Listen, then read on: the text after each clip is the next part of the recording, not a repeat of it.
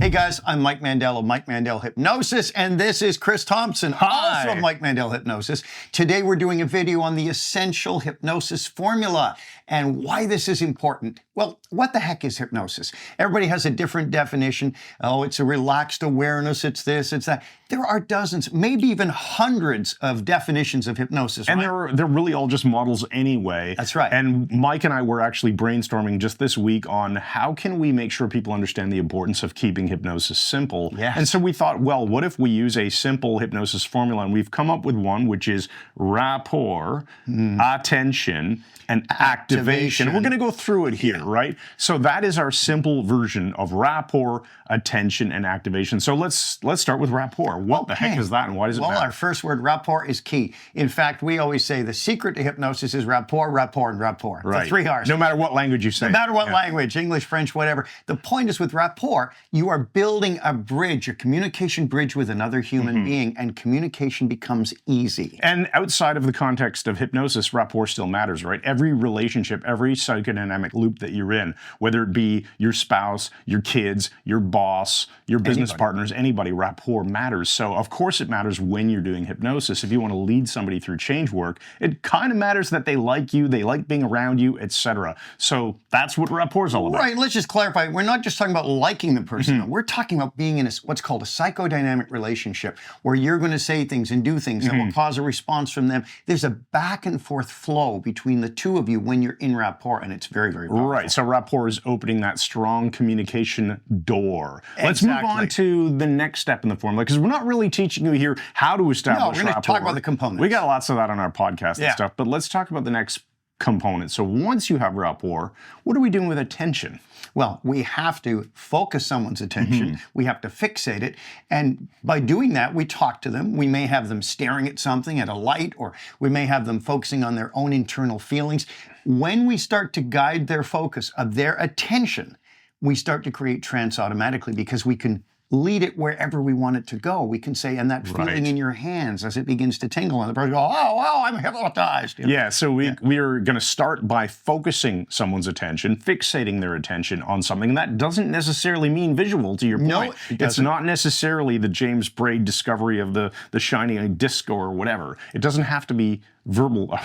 It doesn't have to be visual fixation. It can be kinesthetic, fixating your attention on the feelings in those fingers. Or anything. It could be visual in your imagination. Right. Erickson would have people imagine they're looking at a metronome and hearing it. And it's entirely internal, but their attention is focused and fixated at that point. Yeah, and I actually find sometimes imagining the metronome is better than the real one because you can perfectly keep up with it in your imagination. Anyway, it's just a separate topic. Good thing to know, Chris. But the key here is that we're not only fixating the person's attention on something, but we're now moving it around. Using the power of our words, our language, we can redirect the attention. And as we do that, as they are in rapport, by redirecting the attention, it can be as simple as, and now become aware of your own breathing, how deep that breathing is as you go even deeper. You've now moved their attention to focus on their breathing. So you're consistently shifting it, you're opening their attention to different concepts, and that creates hypnotic trance. Right, and now we can start to really use that hypnotic trance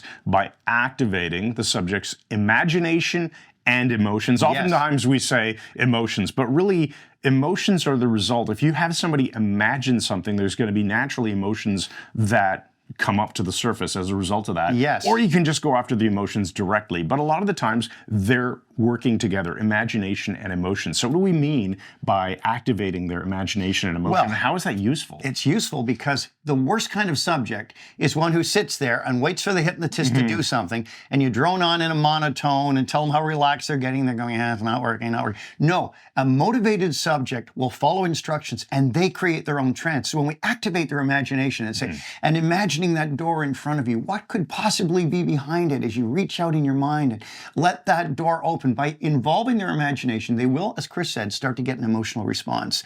And as our friend Freddie Jacqueline says, create an emotion, give a suggestion. Once we engage the emotions, the critical faculty, the guardian at the gate in the mind becomes a little lenient and lets thoughts and suggestions. And so this actually works nicely with the model of direct suggestion in hypnosis, DSIH, that we talk about, where you can have somebody imagining things and then offer them direct suggestions, or the intervention itself could be, let's say, in the form of guided imagery, where just the imagination itself of them participating creates the suggestions for their unconscious mind. And so much flexibility here. And that's the point with this, guys. These are big chunks, and emotions will open the mind to suggestion. And the result is trance. And once you have trance, you have this psychodynamic loop with the person engaging their emotions, their imagination, their attention has been moved around.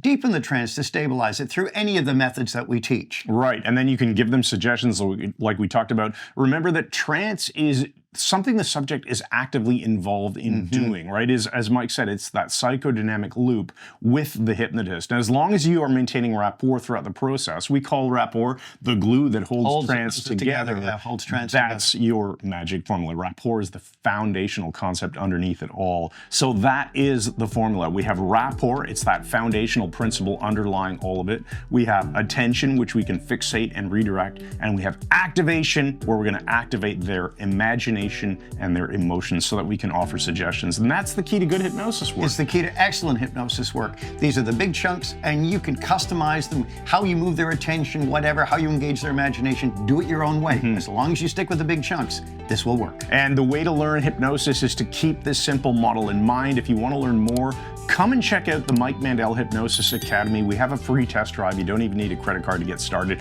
You'll find a link in the description underneath this video where you can go and sign up for free.